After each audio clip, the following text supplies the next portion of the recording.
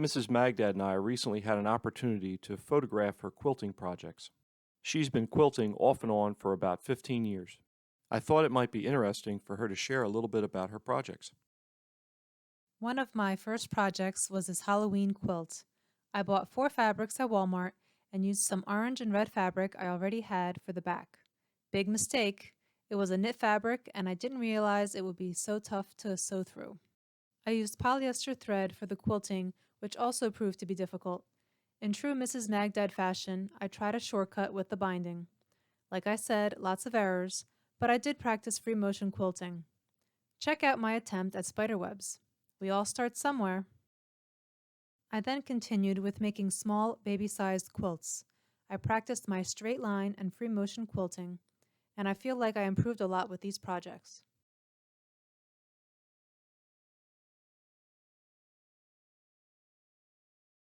This fall leaves quilt was my attempt at a quilt-as-you-go project. I made and quilted the 4 squares separately and then combined them with sashing strips. Along the same lines, I made this quilting sampler. The 6 blocks were made with the same fabric, but I used different batting material to see how they'd react to machine and hand quilting. It was an interesting experiment. I was ready for a larger quilt, so I had Magdad select a kit for her bed. She chose this hard-to-wear wrench quilt.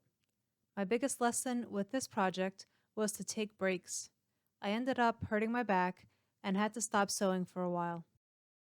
I've also made some sampler quilts organized by my local quilt shop. These projects were a way to learn new techniques and get inspiration from the other quilters in the group. I also developed my interest in using leftover scraps on the back. Fabric can be expensive. This table runner was a group challenge. We were each given the Japanese floral fabric and sent off to do our own thing. I attempted to stay true to the simple Japanese aesthetic. When COVID hit in 2020, it was time to get out some projects that had been floundering. I finished this top quickly, but it sat for about 5 years, because quilting a queen-size project on my small sewing machine is difficult. Simple straight lines was enough to finish it off. This one also sat for a few years. Once I got the top done, I decided to hand quilt it. It was something to do while watching TV with Magdad.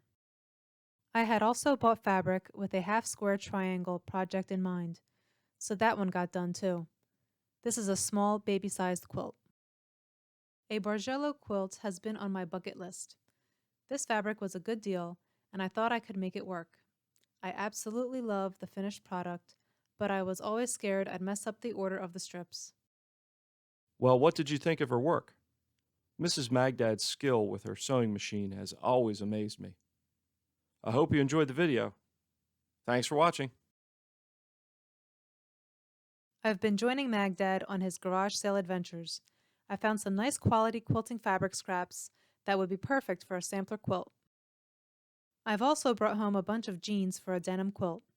You can follow my progress on these projects on Instagram.